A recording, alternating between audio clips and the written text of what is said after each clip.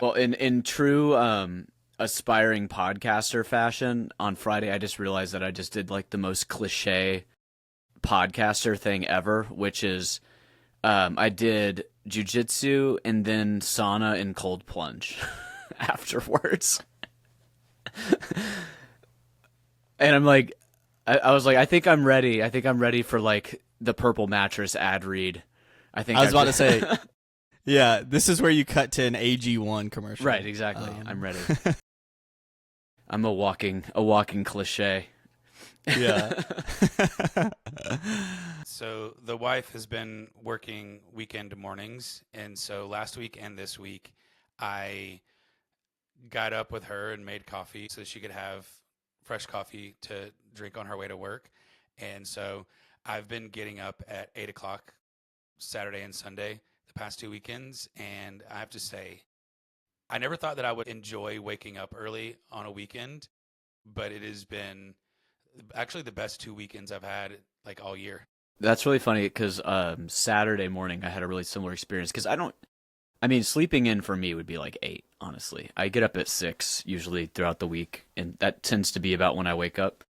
But unless I stay up until 2 in the morning, playing music in the basement or something, which I definitely still do. But I woke up at 5 a.m. on Saturday and just like couldn't go back to sleep. And so I was like, you know what? All right, I guess I'm up. It's Saturday. And so I got up and like made coffee.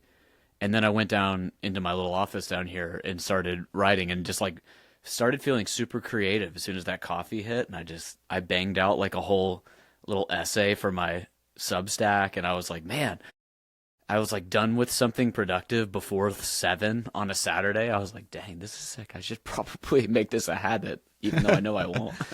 Yeah. I had this like thought the other day, about, how they say like an artist, it's like they pull from a muse. There's like a shared consciousness, and it's like almost like when they get inspired, it's this stream that like enters them and fills them with whatever creative potential or idea that they want to write about. Like I thought about this recently where I was like, what if artistry, it's like internet bandwidth? Like you can't be productive during the hours of 9 to 5 because everyone's trying to pull from it. Yeah. Yeah, because too many people are doing it. But that's why, like, I find myself super creative late at night or early in the morning. Same to that, Taylor. It's just because, like, not, the stream is like wide open. No one's using it. I heard I can't remember who it was now, and I wish I could, but there was a songwriter who said something really similar to that, and he likened it also to a stream that he was fishing in, and he said the problem is that everybody's been fishing downstream from Bob Dylan, and it's just really hard to fish downstream from him. Yeah. Because he's catching everything. Yeah, there's not a lot left. I felt that. Yeah. Yeah. Well, And speaking of existence and trying to feel good in the morning and all this kind of stuff, how did we like the book, guys? It put me in a. I want to hear what Will thinks first because I know Will hasn't read it. So let me get the initial thoughts from Will, and then we'll continue. Well, let me just say off the gun, like when I got my book, I was like, oh, okay, so this is 120 pages. It'll be a quick read. It'll just have there'll be a lot to unpack, I'm sure. But I mean, about halfway through this, the just dread it just started piling on, and I was like, I'm like 60 pages in, man. Why am I? I am like trapped in this guy's body with him, and like this is a horrible feeling. But it was truly pretty eye opening, and I remember when I finished and like I was texting y'all. It just was like sitting with me for a while, and I was like, oh God, like I was just started to like, pick my list, like, what am I doing with my life? Like, do I have enough going on? Like, is this, have I checked enough boxes to make me like not feel this dread at the end of my days? So yeah, existential dread for sure. But like, of course, I was telling y'all, this is the perfect one to start, just set the tone so hard for this book club and what we're gonna do. Yeah. So yeah, it was a great read, and I'll say also I enjoyed it a lot more than I thought. And I went back actually after I finished it and just listened to like the last couple of pages just on the audiobook because I just wanted to kind of hear some of the names and just kind of hear hit like a rendition of it, just like read aloud, because just to sit with me in a different way. And that was really interesting. The whales at the end read aloud. That was kind of like painful, but it was definitely visceral. And wow, what a book. Like seriously, what a book. But Taylor, you said you've read this a couple times now. Yeah, I think this is like my second or third time reading it. I remember the last time that I read it. It's been a while. I was like, it was probably like 5 or 6 years ago at least, and I was in my mid-20s, which, now I'm in my almost mid-30s, and so the difference between how it made me feel the first time and the second time was like palpable. Like the first time that I read it, I remember feeling a lot more, I don't know if hopeful is the right word, but like almost like energetic afterwards. I was like, okay, this is I don't want to end up like this dude. Let's get on track. Let's make sure that we're not wasting our time. Let's like live for the right reasons, all that kind of stuff. And while that still was partially the message that I got the second time, I have to agree that the despair and the dread like was way more visceral and like physical reading it the second time. And it was really juxtaposed by the fact that I was also on vacation when I read it. I was at the beach. So often I was reading it in like there was like a really nice little deck that, was kind of in a really pretty area, and I would sit there and read and have my coffee. And so I think that may have made the despair worse, because I'm sitting here like in a weird way, knowing that I'm living this kind of beautiful moment in life, like making a memory that I'd probably remember, reading in a really beautiful place with family and all this kind of stuff. And then going through Ivan's journey in the book at the same time and like feeling that journey in myself as I'm reading it. It was like kind of unnerving in a way, for sure. I don't think I appreciated it the first time I read it. Probably because, the first time you read something, you're just kind of following along, trying to see where the story's going to go. You're not paying as close attention, or at least for me, I don't pay as close attention to like the actual composition and like how the author is writing, like the style. Like sometimes that's like secondary the first time that I read something, and I'm just trying to like download the information that I feel like the author is trying to give me the first time that I read it. And so the second time, so much of the style, Tolstoy's writing, his like economy of words and like the sparseness of the prose and stuff too, I think made it even more lonely reading it. And it's like, it's incredible. What did you think, Jensen? Yeah. I guess I technically read it once before, whenever you suggested it a couple of years ago. And I remember it being a bit depressing, but this time around, like really trying to like read it with intent and knowing that I'm actually going to get to talk to people about it, trying to really sit and think about it. And it's funny you said that the first time you read it, you had this weird sense of hope and like drive and energy of like, okay, time to get to work. I had a similar response, but it wasn't like hopeful or energetic. You were in the sense that you were like, okay, time to like create some meaning and like get the most out of my life. And I was like, okay, it's time to get to work. You need to. And so like it was more ominous and looming for me, just seeing it and really putting myself in Ivan's shoes and being like, well, I've done that. I've thought that. And realizing that with just a few wrong turns, I could very easily end up at the end of my life on my deathbed, asking the same questions that he asked and dealing with the same despair that he did, and feeling a weight of responsibility to make sure that that doesn't happen. Yeah. Yeah, absolutely. Yeah. I go ahead, Will. Yeah. I was just going to say, like, you were talking kind of just about, like, I did that, or, like, that sort of checklist of your life. I think one of the things that scared me the most about this book is when he was, that section where he's, like, going up in his career, like, his wife gets pregnant, and he, like, she's changing, their relationship's changing. It's getting a little bit less of, like, light romance that it was, and, started to be a lot more serious.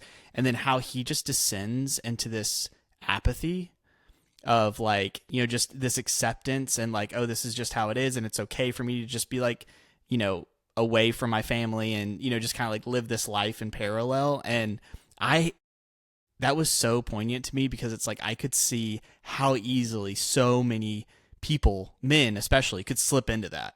And then you Absolutely. just live your entire life and you feel like you've lived a purposeful life. Oh, I've achieved all these things in my career.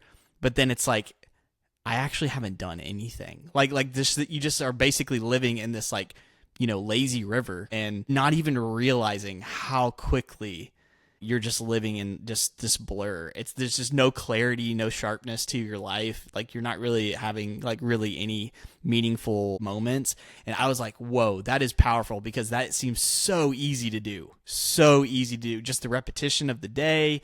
Like, you get in your own ways. You have your things you like to do outside of your family. And yeah, like that's tricky. That's a slippery slope.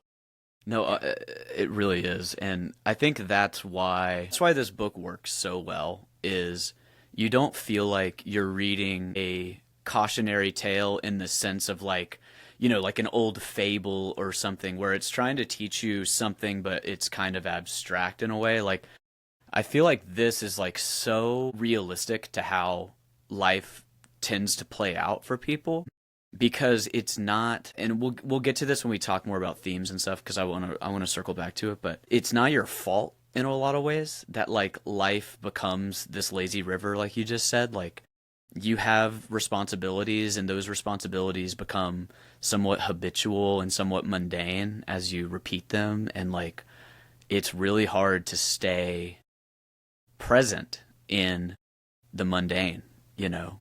I've definitely found that it's like you can lose. I've definitely experienced this where I have like these lost years, maybe two or three in a row where I don't remember almost anything.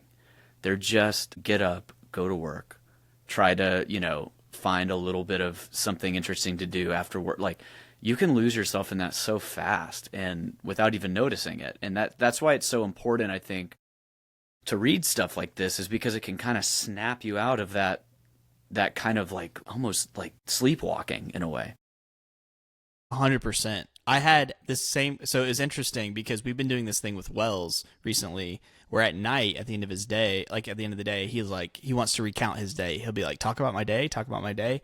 And so we'll talk about like, what we did from the moment we woke up, to like the moment we go to sleep, we always end like, and then Wells closed his eyes and went to bed, and he'll just like sit there and close his eyes and, just kind of like going along for the story. But it made me realize is like, he's thinking about like where he is at 2 years old, he's just thinking about like his day, his moment, just whatever moments he has with his parents. But like, I am thinking about things because I've now been alive longer than he has. And the days and the weeks and the months, like you said, they've all blurred together. And so like just even recounting that, just like, and after reading this book specifically, I was like, man, I am, life is flying. It is absolutely flying by, and you really have to hold on to your point to be present. Otherwise, it is so easy to slip into that substream of mundane. It's just so easy. And like I thought that was like, it was really kind of an interesting moment doing that with him.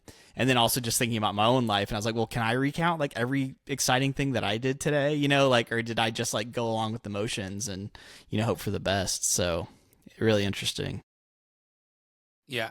I'm curious if you guys picked up on, or maybe I was overanalyzing or something, but it seems to me that the motivation that Ivan operates with is really the first step that he takes in the wrong direction. Because we see as he's progressing in his career, even his marriage, it all seems like he is living secondhand without any goals or drive or aspiration intrinsically within himself. It's all external and how it's viewed. And so like he marries his wife not because he's in love with her in a really in a deep real way. He marries her because it's convenient and because the optics are good.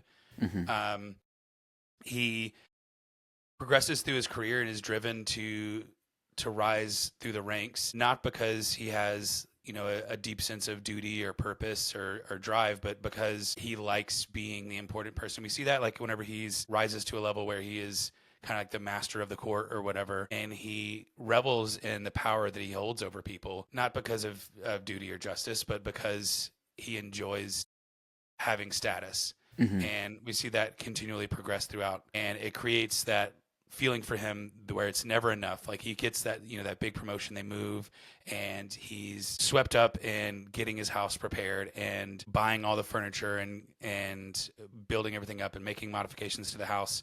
And then once that's done, he's left empty and wanting more. Oh, if I just had another 500 rubles, then I would be able to do this thing. Hmm. And I find myself getting caught up in that. And to some degree, I feel like that never satisfied drive is what has led me to where I'm at today. Like just never being enough. But it's actually a conversation that I've had with my wife is when is enough and enough? When will I be like, okay, I'm satisfied, I'm happy, and trying to create the balance of not being complacent and standing still, but also being able to enjoy where I'm at, even with having a drive for more. Yeah, I mean, gosh, there's so much to unpack in this I book. kind you guys didn't stop me. I No, I started with a question and then I just started rambling on. You got to interrupt well, me, otherwise I'll never shut up. no, I think no, it's great because this kind of gets into a lot of the themes of this book and why it works so well. Is Tolstoy makes a point multiple times throughout, I mean, like incessantly throughout this book to point out that Ivan is doing all the right things. And he's doing, quote unquote right things. He's doing the things that society expects of him, his status expects of him, etc., and all the things that his culture has kind of instilled in him that will bring him purpose. Like that's important is that he actually on its face, he achieves all of the things that one's culture would tell you will bring you a purposeful life. He marries somebody with a little bit of money. It says she has a dowry. She's good looking. He mentions he has some children, some of which survive, which for back then was probably it's like all right, we got He continues to be promoted through his job after some time. He reaches a level of like societal status that he thinks was important, and still, as his life is ending, realizes that none of it means anything. And like that's a really, really tough thing to reckon with because what else do we have if not the culture's societal expectations for what brings purpose? Like where are we to discover that purpose if we can't get it from that? And I think that's kind of part of the central question for this book is like, where are you going to go find that if you achieve all of this stuff, if you get what you want? Like what makes you think that getting what you want is going to make you happy? That question is what like haunts me as somebody that is very much still aspiring in life in a lot of ways. You have to you have to have this little voice in the back of your head occasionally that's like, yeah, you're working really hard towards these goals. Maybe you'll achieve them, but what makes you think that's gonna fill that void? I don't have the answer for any of that. I think that it's just something you have to be mindful of. I think it's kind of interesting to me too because I think Tolstoy tried to point out that even Ivan's culture would have presented itself as being aware of the finality of death in a way, right? Because Ivan, I think it says at one point in my notes, he gets like a pocket watch with a charm on it that says, and I don't know Latin, so I'm going to probably bastardize this pronunciation, so you'll just have to bear with me. But he makes a point to say that he had a medallion that says, which apparently translates to something like "consider the end," or remember the end. It's almost like a memento mori that he has, like a reminder of death that he wears even well before he is diagnosed with any kind of illness. So there is this bit of like almost like paying lip service to death in a way, but not fully taking it on or confronting it, which I think is really interesting because I think we would all say that we pay attention and we know, intrinsically that we're gonna die and that things will come to an end. But like, do we really?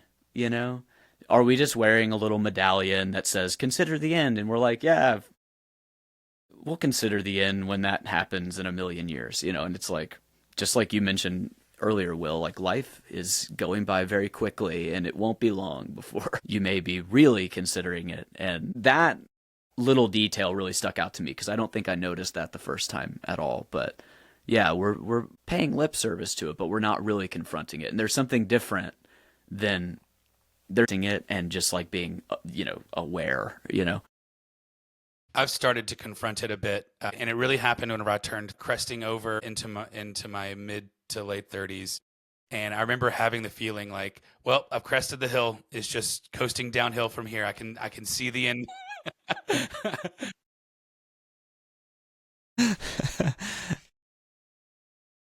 So Will, what were you saying?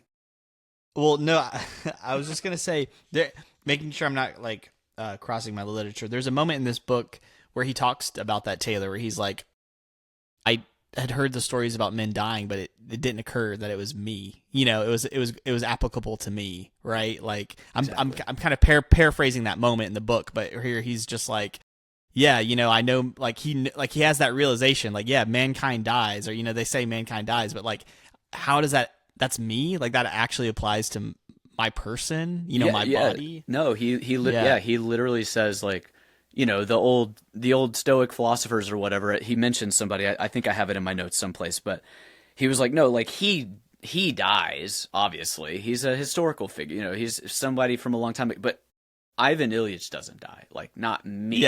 Yeah. And that that sums up a ton of this and like the psychology with the like the denial of death or the awareness of death is like. Yeah, we all know, but not really, Yeah. It's like it's weird how we can compartmentalize that. Yeah, like even faced in it, like there's always the denial. It's just like constant denial, which I don't know, if I assume at some point everyone comes to terms with that reality, but like I feel like that denial is so hard to get over because it's a survival mechanism, like, right? Like you're innately built to resist death in every format, in every way, shape, and possible. But it's so important because I think without that memento mori, like you said, like it's so easy to just let the everyday just pass you by without actually trying to do something meaningful with your life. And yeah, and what's interesting too is I actually had totally forgotten about this when I reread it. Is Tolstoy opens the book, in the future. It's already, Ivan's already, spoiler alert if you haven't read on, Ivan's already dead by page 1, and what we're seeing is the reaction to the news of him passing away to people that he knew.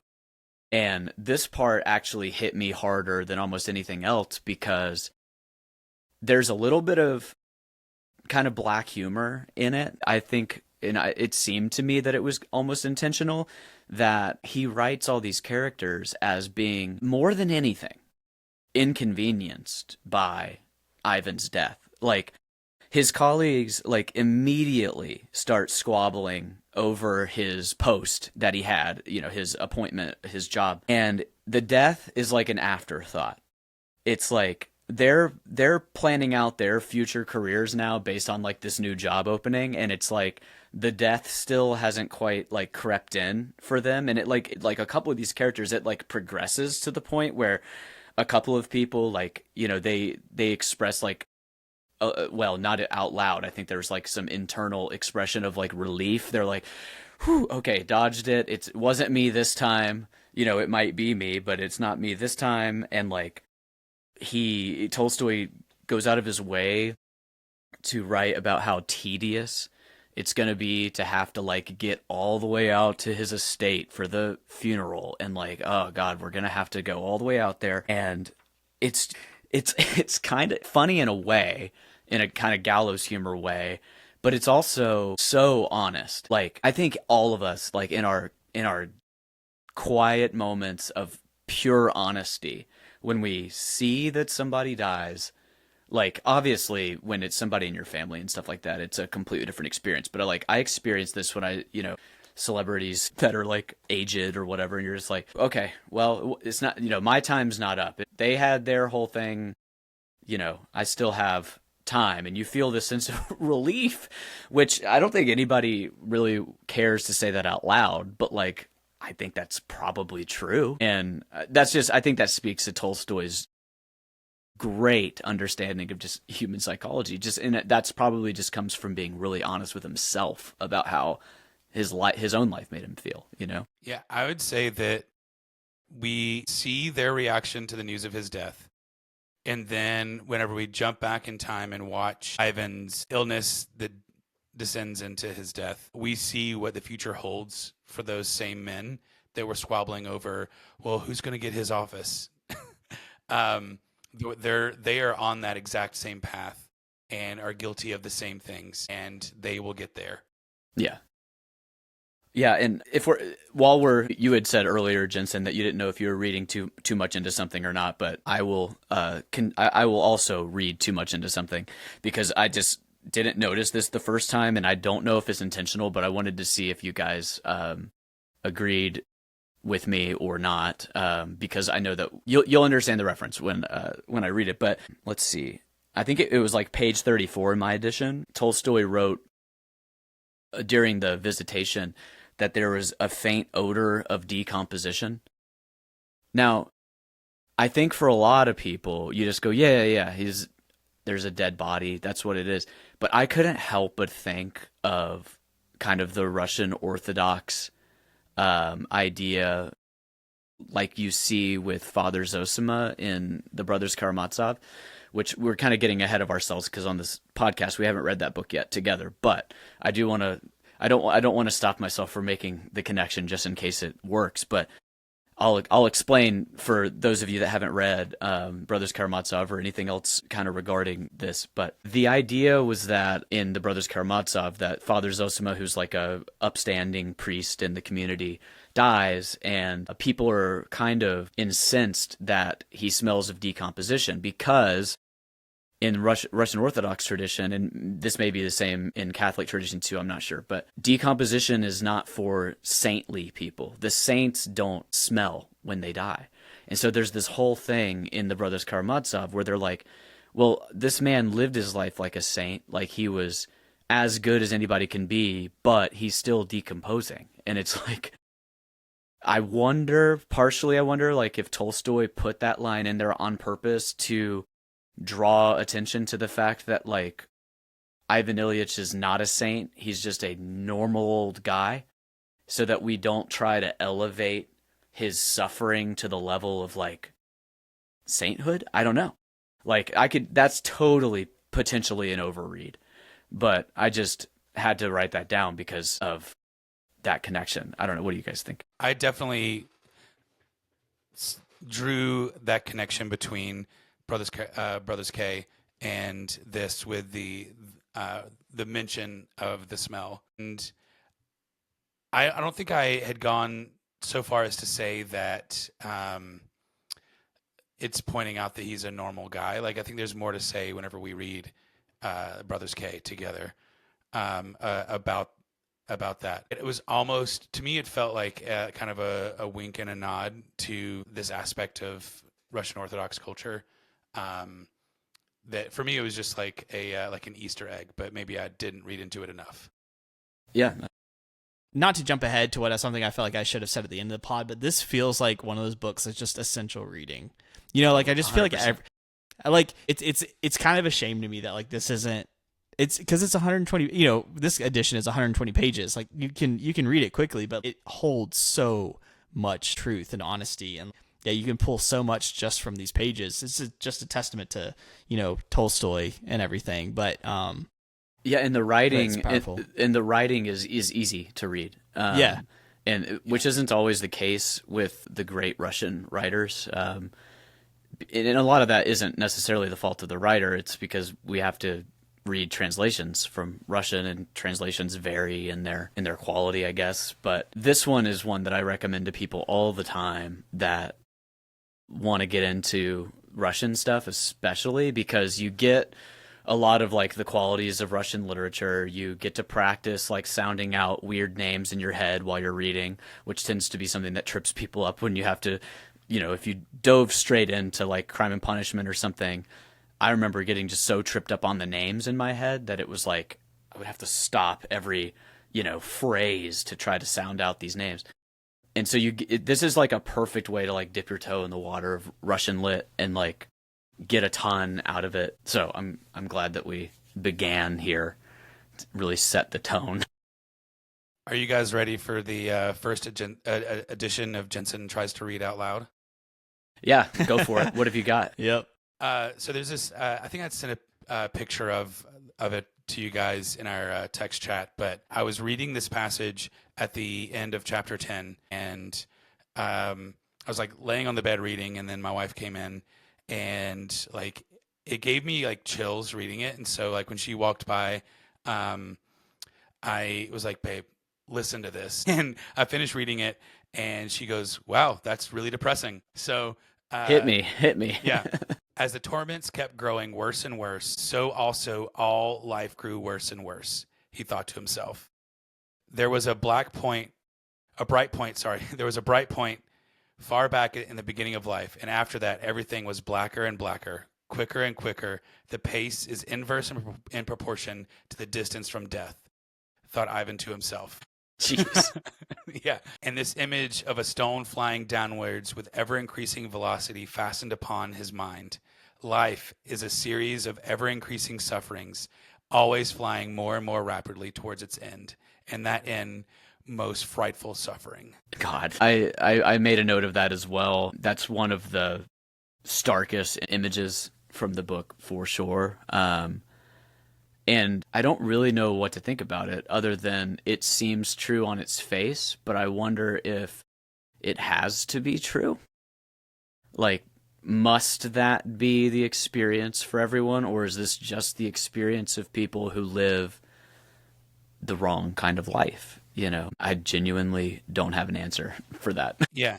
I feel that it should be a cautionary tale and shouldn't be expected as what you will experience in your final moments. The real like tough question that I think Will even you touched on it is we look at this lesson of Ivan Ilyich and we see he does all the right things, but he's not happy, and he finds himself asking the question, did I live as I ought to have lived? Did I live badly? And that's the thing that we want to avoid. But the thing that's unanswerable, at least from my perspective, is really what that answer is.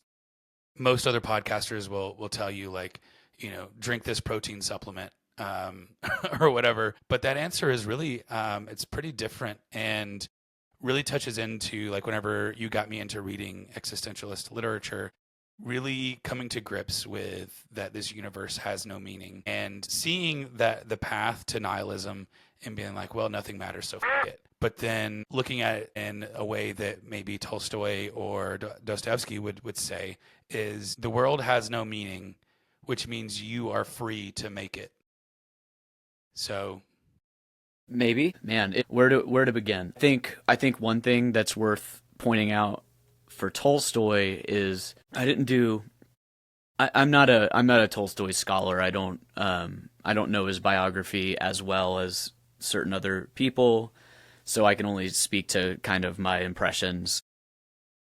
From what I can gather, this is a little bit of a later work of Tolstoy's. He'd written quite a bit before this, and it's also kind of in his, I don't know if you would want to call it a conversion experience or more so of a reigniting of his spiritual journey.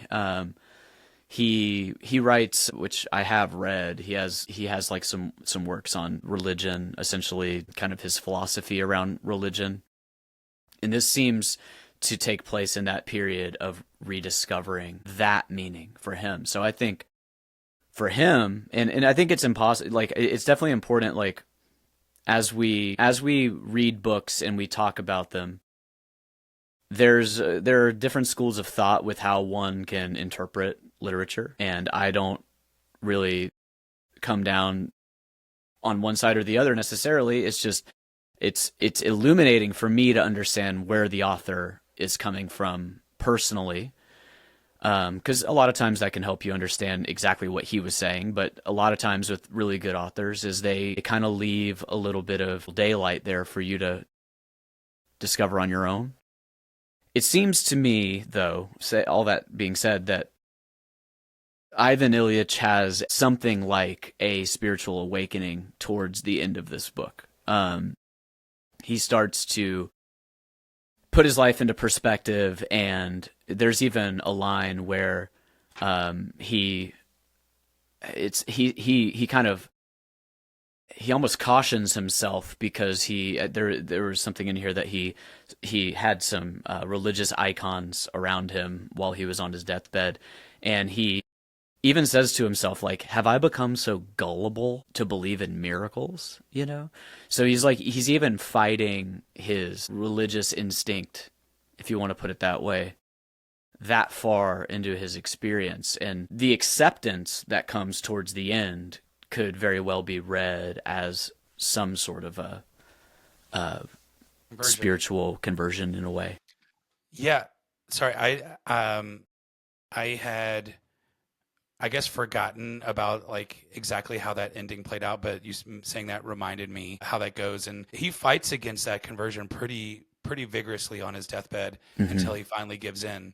Yeah. And yeah, I feel like, yeah, for sure. There's, whenever you're reading Tolstoy, I feel like I have heard about him struggling with his faith in a way that you don't quite see as much in Dostoevsky, who by the time he writes some of his biggest works, like, he is considerably more devout than, maybe I just haven't read enough Tolstoy to like really say that with any authority, but I feel like I have heard about like Tolstoy like writing books in his like atheistic era and then in his like his faith era. But for sure, I think that one of the answers to the question is God. But I am not so quick to say that because that was the answer for Ivan or for the author, for Tolstoy, that doesn't necessarily mean that it's the answer for everyone, but it very well could be. I think this is the fun of this type of literature, is that, I mean, what other parts of your life do you get together over a beer and you start talking about this? I mean, for us, isn't maybe not so uncommon. This is probably not exactly the most invigorating conversation that one could have over beers, but I appreciate that perspective. Again, I don't know what exactly Tolstoy would have thought. He's very complicated, and even in his Confessions, I think is what it's called, which is like kind of his religious writings, he's hard to pin down. He's kind of someone that openly doubts and openly believes on the next page, and like all of us, is a complicated person for sure. But I do think that, he does think that there's meaning. I think that's important. He thinks that there is obviously a way in which one can have a purposeful life. I think that's true from my reading of this book, is that he believes that there is a way that you could live your life, that you would potentially be able to avoid this crisis that Ivan has towards the end of his. I've even seen that, I can't remember exactly where I read this, if it was in my foreword or just some other commentaries over the years, but one writer put it that Ivan Ilyich dies so that we can live. That seems like that hits for me. Yeah, I love that statement too, just because, again, kind of going back to what I was saying, like, this is a short book, right? Like, it's 120 pages. It's an easy read, but like, it's accessible in that it's not like a Crime and Punishment where it's, a massive epic, and it takes you really have to digest every sentence, essentially. You could recommend this book to someone to read, and they would be able to finish it in a weekend and then have a changed perspective, or just at least, it would it would allow them to go to a place that might take you, weeks and weeks and weeks to uncover, either through your own understanding of life or through an epic novel. Like, and that's just the power of Tolstoy, right? Like his ability to kind of distill all that into one thing. And the other thing that I took away from this, and which I thought was really interesting, was like just talking about like the remembrance of death, and like how far death felt when life was pleasant for Ivan, in his own mind. And it wasn't until the end of his life, where he had grievances and pain, that he started to remember that death was there. And it's like almost, I don't know if it's like a reminder that like even in the good times, you don't want to sour what's great in your life. You want to obviously just enjoy, the fullness of where you are. And, you don't want to be this like shadow upon a wonderful time. But like, I think you can almost enjoy things better when you have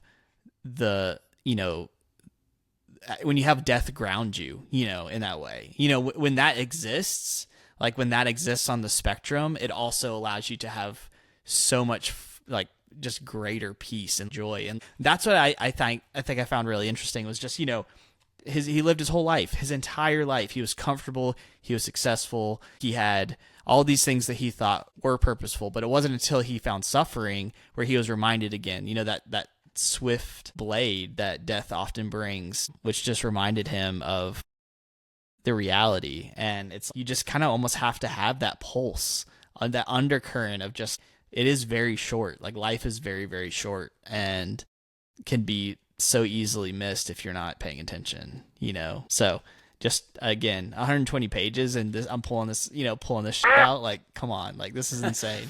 Like, this is just insane. Yeah.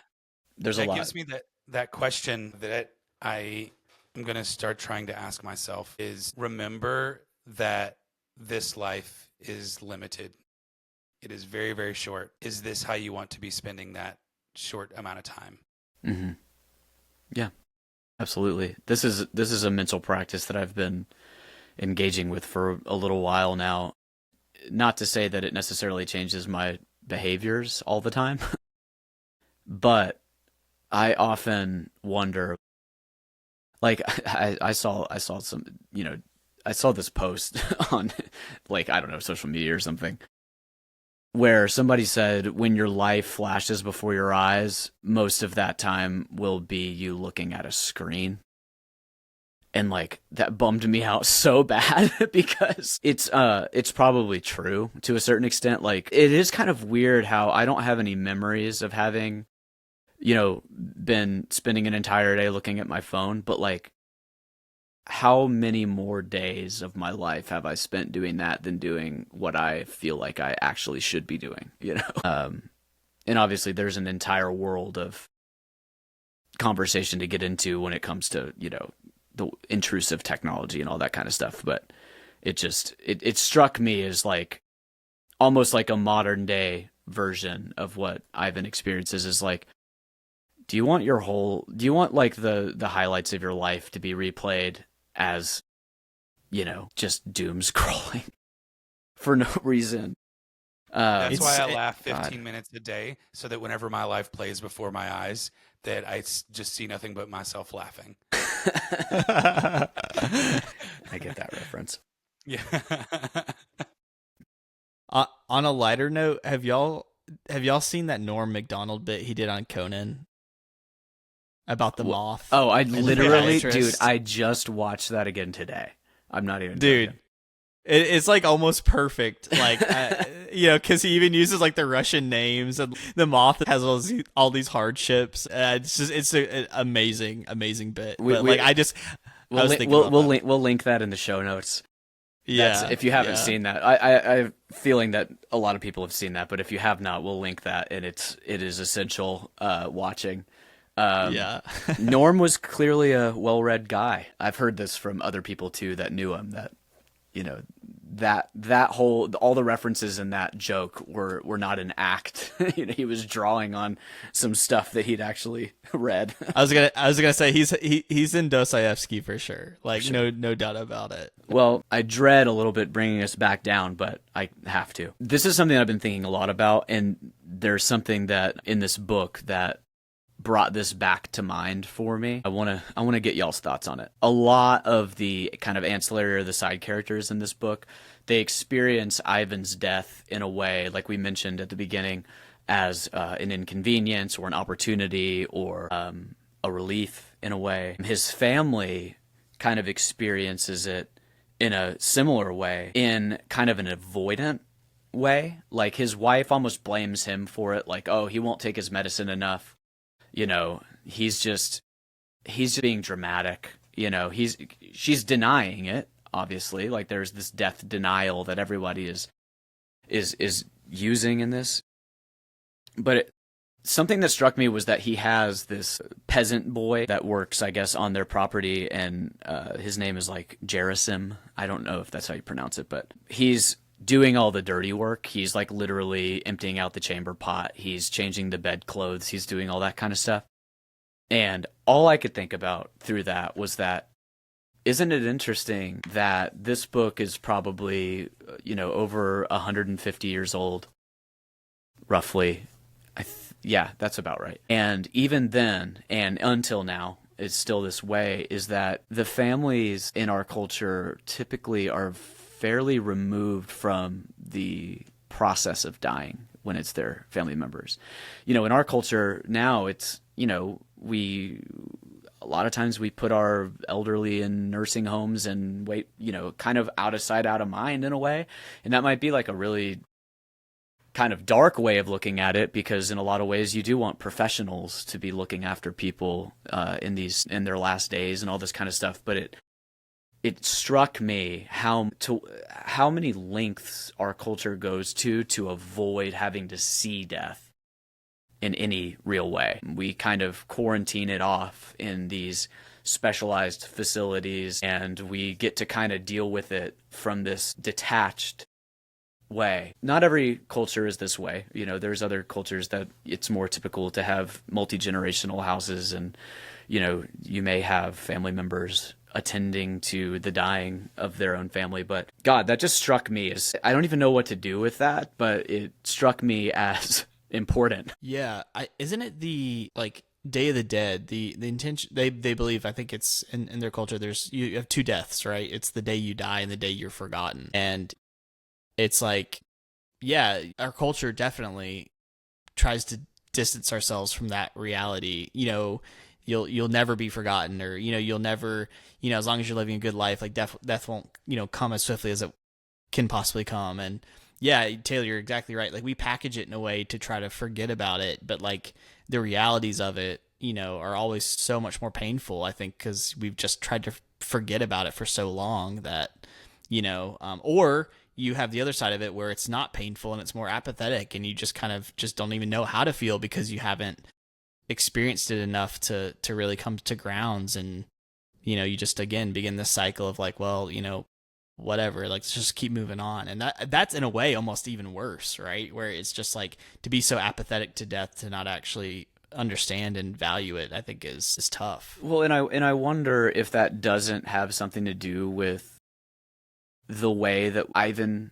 reacts and the way that, we would react like as proxy in that situation. Is like, because we're able to cordon death off in these specialized places for dying, and you don't have to experience it viscerally. Like that's why it comes as such a shock, to Ivan. Is it seems to me that like his culture was at least somewhat similar to ours in that like I wonder about this, like, and I'm not trying to get into any of like the attendant like political aspects at all, but during the COVID pandemic here, it was almost like death became a reality for anyone for a long time. Like we didn't understand, transmission, we didn't understand things about the virus, so it became like this real thing for everyone. Like this could affect everyone, and a lot of people didn't react well to that. Like that visceral, in your face, you could die. And like I wonder if like our culture, like a lot of people, that was like the first real time that they went, "Oh, I could die," you know, like in a real way, and not in like an abstract, you know, storybook, like at the end of the movie, you know, sort of a way. You know, I don't know. That could be too much of a, I don't know, but No, I think it's super, super interesting you bring that up because I didn't even think about that. But in the same way you talk about transmissions, like, you know, you were scared of hugging someone, right? Like, you know, the face of death you could have been the face of death for someone you loved and not even realize it. And like that kind of looming weight, that shadow, I think that's why so many people just suffered serious anxiety, truly experienced existential dread, and are still probably suffering from some of it, you know, years later, because yeah, it was, to your point, super real. Everyone had to face that for an extended period of time alone, like genuinely, like locked up in your house and just scared to go outside your door because you didn't know what was going to happen. But I mean, it's incredibly like powerful to think about that. I didn't even consider that. But yeah, I think you're totally right. You know, that was probably one of the first times, I guess, in modern history. Yeah, I just immediately, what you just said made me think it's dangerous business walking out your front door. right. We can read Lord of the Rings later.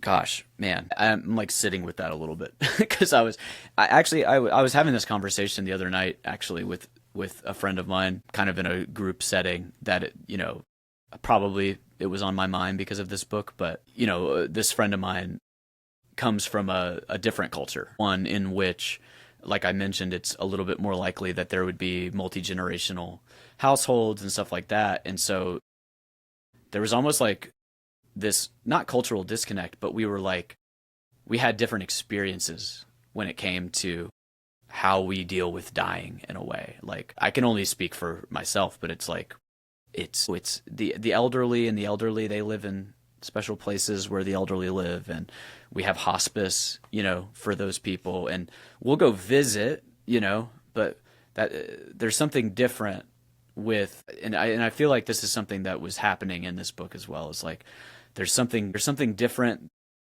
with just the visiting and like the slight interaction with something, and the full like acceptance and embodying of something, I guess. I don't exactly know what I'm trying to say with that. It just strikes me as a thread that I want to keep pulling on, I guess. It's like death can't fit into polite culture. You can't package it, you know, like it's not something that you can, like the true realities of death it's not something that fits into any sort of handshake society. Like to face death is like, you know, one of the purest forms of being alive, you know? So yeah, I don't know. And yeah, I think you make a great point about how much we try to just live our lives in our comforts to keep it out of our minds so that we don't have to ever face it, you know? But there's something that can be a happy thing to a degree, you know, because you get there, but then you get complacent, and then you don't, when your day finally comes, you have this realization like Ivan did of wow, I never really came to terms with what I needed to do in my life because I just constantly avoided the realities of what was coming. So I don't know. You got me thinking about dying in ways I think I haven't, maybe ever, but like I'm just thinking that the only way that you can do it dying, you know, and it being dying, is alone. I was actually just about to say that. Yeah. Yeah. Wow. We all die alone, and we have to do it by ourselves. I don't know what to do with that. I think that is definitely something that Tolstoy is pulling at in this book, is like at root, this is Ivan's journey through death. It's it's universal in that it speaks to how we feel and maybe how we might react. But like, this is a journey that you have to go on by yourself. And you know, it's like even worse in a way, or even better, depending on your outlook, is the journey to find the meaning that helps remove the sting from death, which is something that Even Ivan says, like, right at the very end, as he feels himself, he says he's stuffed into a, sack and shoved down deeper into this pit, essentially. At some point, like, as he's going through all of this in his head, he says, like, pain, where are you? Death, where are you? Which is kind of an interesting, like, biblical parallel to, like, the death, where is your sting sort of a thing. Like, that's where he understands that, like, some totality of something that allows him to accept what's happening. And that journey is also one that you have to go on by yourself in a lot of ways. Other people can help you along the way, but, like, getting to that point, that is a fully individualistic experience, Everybody come listen to our podcast. We talk about death and dying. Welcome. Yeah, this is Shelf Destruct, people.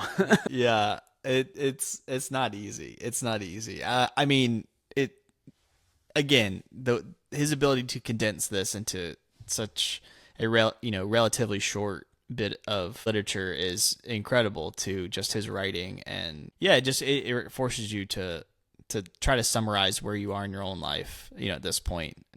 Yeah, we're going to talk about heavy stuff on this pod, but this book isn't just about the experience of dying. It's really about how to live a life worth living. And so I want to put this to you guys. Like Ivan says at one point, maybe I didn't live it as I should have. How can it be that when I did everything that one was supposed to do, that it still comes to this, sort of a thing. And so we already kind of talked about that there's these societal expectations. There's, these kind of material things that one can strive after. Even Tolstoy makes a point that Ivan doesn't even become deathly ill until he falls from hanging his curtains in his house, which is purely a vanity play. He's trying to impress people. He gets up on a chair to try to make his room look, accommodating for the right people, and everything that he did was for appearances. And that's when he falls and he hits his side on the notch of the window, or the latch on the window, and that probably ruptures one of his organs. It's unclear, something like a kidney or something like that, I think, depending on the translation. And that's when he begins dying, is from this chronic illness that manifests after an injury. So we have on one hand, the pursuits of vanity, the pursuits of, you could say worldly ambition.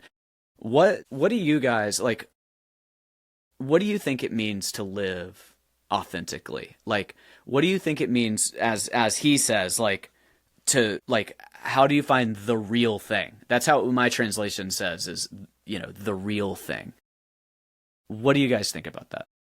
Jensen, I'm letting you take this one first. I know that's like an extraordinarily loaded question, but yeah, and I think that to start with, kind of it really goes back to what I had said, and I think maybe my view on existentialism is greatly informed by Albert Camus, who is much more likely to say the world is meaningless and absurd, and how that can lead into like a nihilistic idea. But whenever I was introduced to that idea that the world is absurd and intrinsically meaningless, I had like a brief moment of despair, but then was able to begin to think that, like, because there's no universal meaning that applies blanket across the board to everyone, and there's no external force that is telling me that, like, I have to do this thing or that thing to be the real thing, that I actually felt this like immense sense of freedom to really decide for myself what the real thing is. And it's hard work because you have to really spend time with yourself, and for me personally, I'm still figuring it out.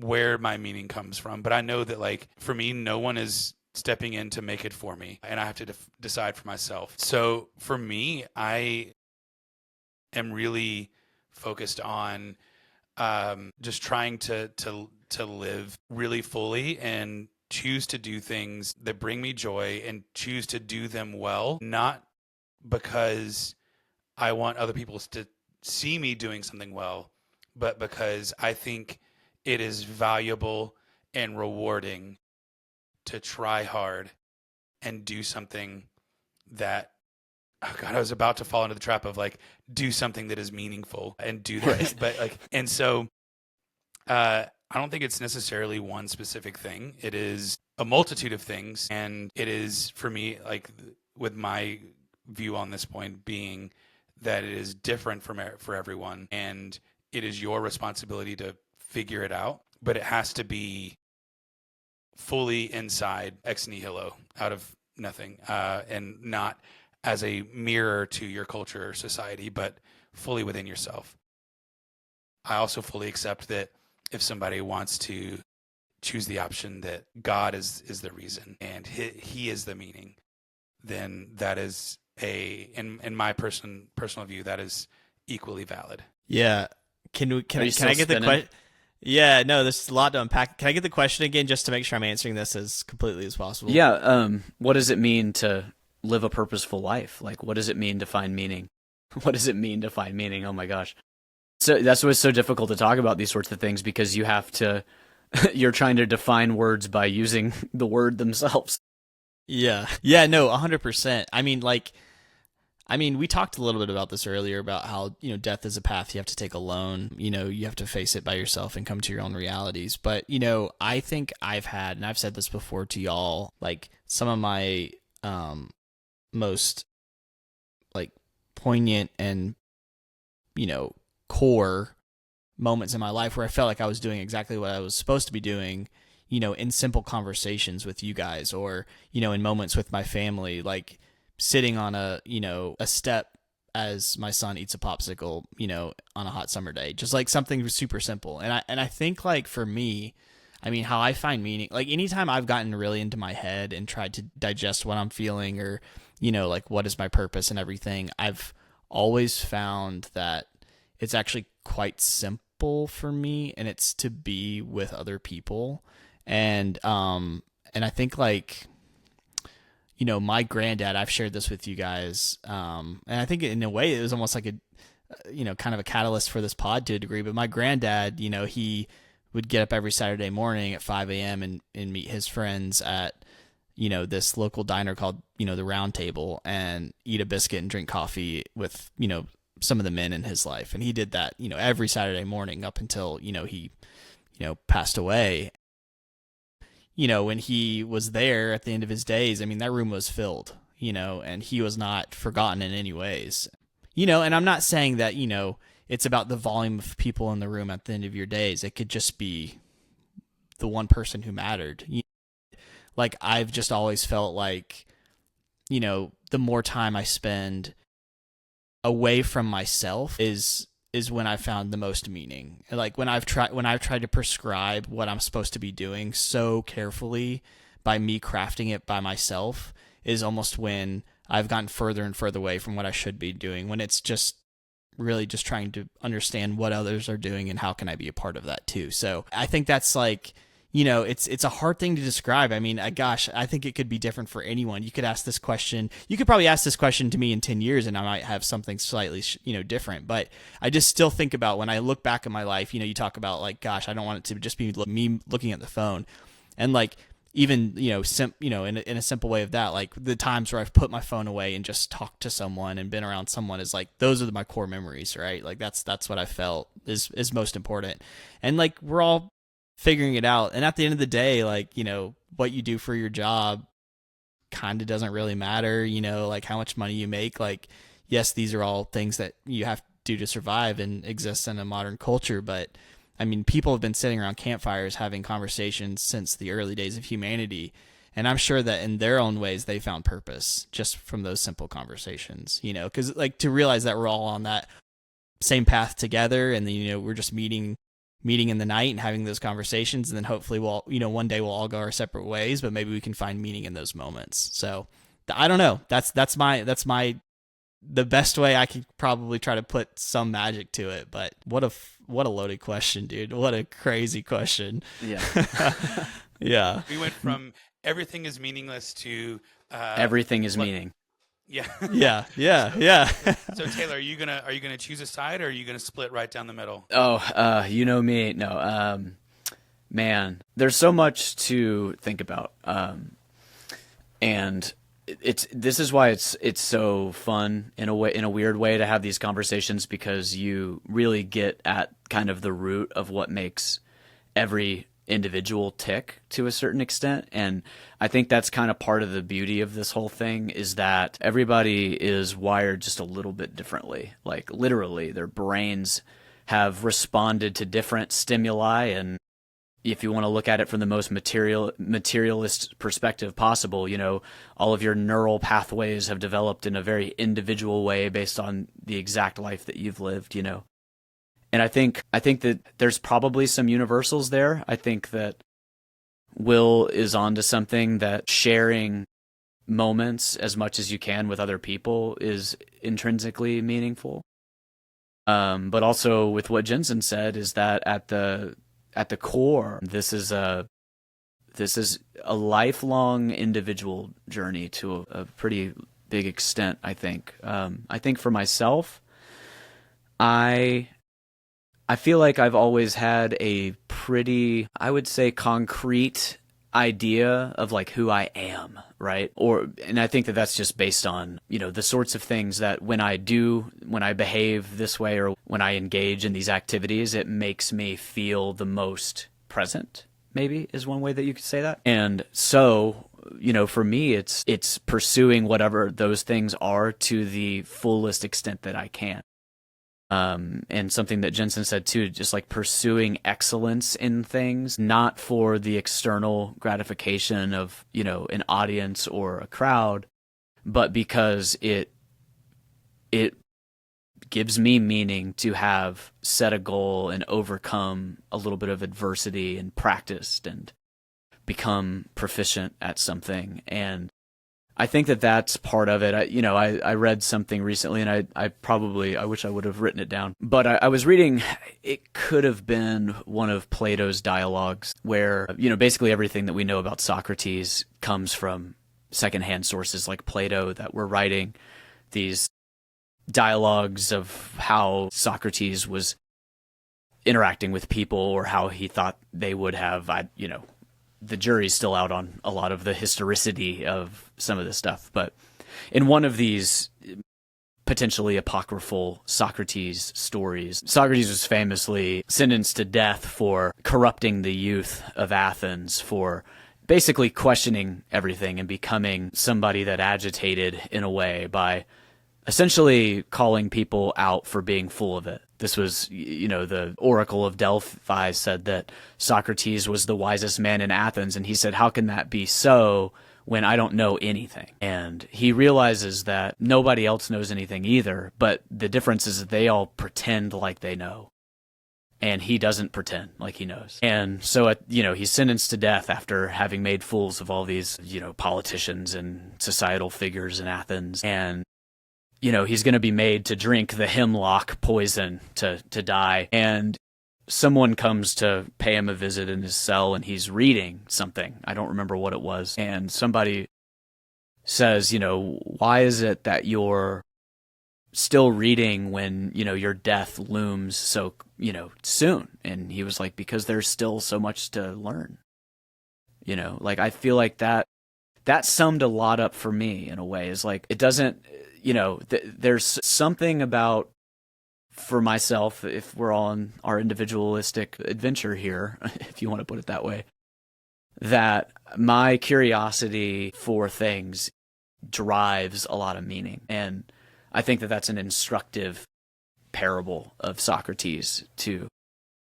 No matter how much time you have left, there's still things to learn. And that does it for me, I think.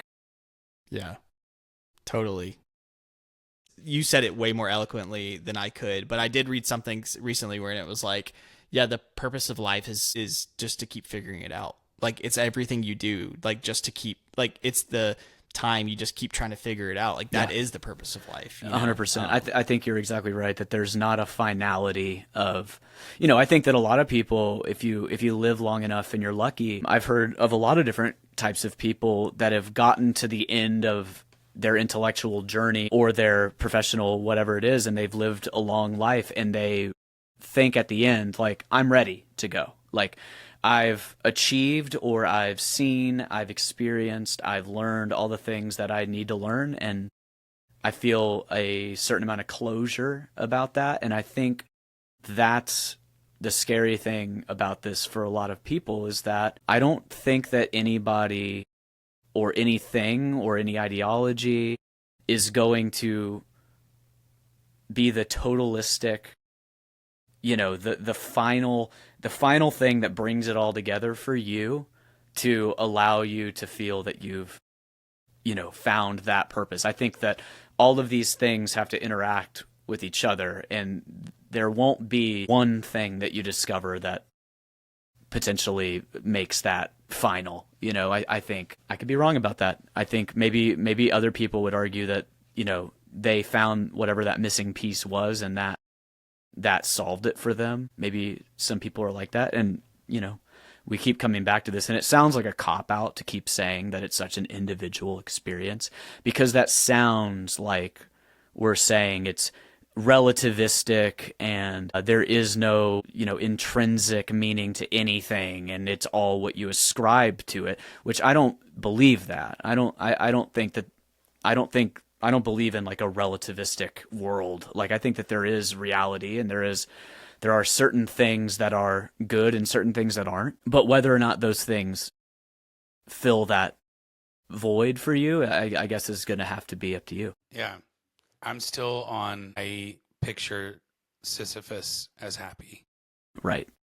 This is for any of us that haven't read the Myth of Sisyphus, and those of us that have read it and barely understand it. Like, I even cited it for an essay that I wrote for a philosophy class, and that Camus was operating on a completely different level that I have not quite gotten to. Yeah. But his whole idea, just for those of you that didn't catch the reference or were curious as to what he meant by that, the old story, I think it comes from Greek mythology, that Sisyphus has to push a boulder up a mountain. Like, his curse is to push a boulder up a mountain every day, and he never makes any real progress, and he has to, restart every day. And Camus kind of uses this as a allegory in a way for the mundanity of, or the absurdity, as he might put it, of life, in that we have to repeat these seemingly meaningless tasks over and over again. But the trick is to imagine that Sisyphus is actually happy doing that. Like, that is his task, and he can be fulfilled in making no progress because he's still doing the thing. Now, if there are probably people with actual degrees in philosophy that would be like, you have no clue what he was getting at with that, but that's my understanding. That's my read of the Myth of Sisyphus, which is not authoritative. I've probably already made this joke, but I have right now, what am I at now? 90% of an associate's degree in philosophy. That's what I have. Like, I'm a non-traditional student that went back to school when I was 32, and I had to declare a major, and I chose that one because it seemed interesting to me, and that gives me almost zero authority to speak on this, but that is that I'm just putting my cards on the table. Yeah, I mean, I do have a master's degree, but it's in a quantitative discipline. So if you want help with derivatives in calculus or how to do regressions with statistics, me up. But yeah. Hey, as long as you enjoy it, right, Jensen? That's right. One must imagine Jensen is happy. Since I threw out a reference that was relatively obscure, and perhaps I was doing it for the clout, and I'll have to reckon with that later. But to throw something out a bit more mainstream, was it Michael Scott that said, "I love the good old days, but I wish I knew when we were having the good no, old that days"? was Ed Helms' character. Andy. Andy. Yeah.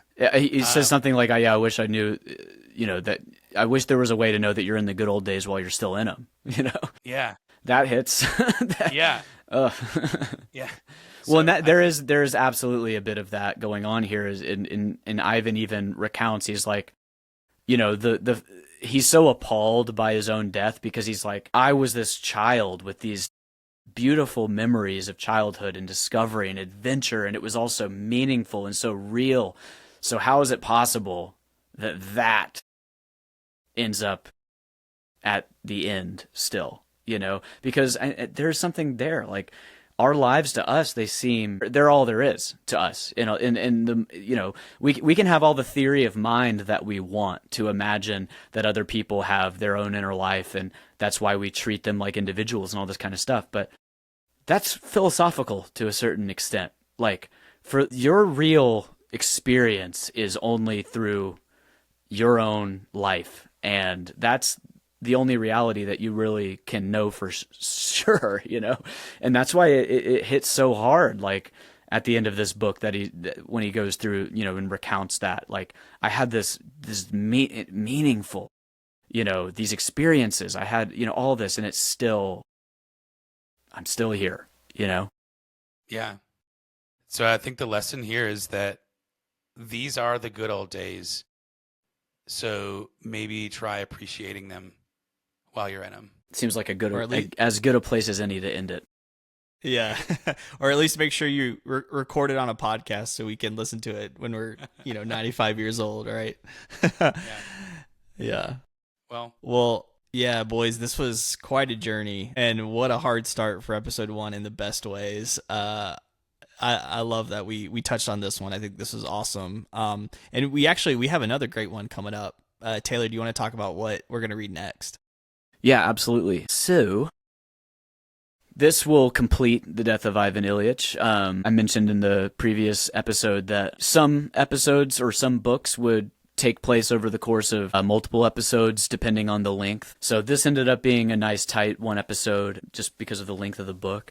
But the next that we're going to read is a favorite of mine by Kurt Vonnegut called Mother Night. I love this book. I don't know if it's one of his most read books for Vonnegut. Like, I feel like a lot of friends of mine that have read Vonnegut, they hadn't actually read this one yet. It's a lot different from the rest of his stuff. It still has a lot of like the dark humor and some of the zaniness in a way.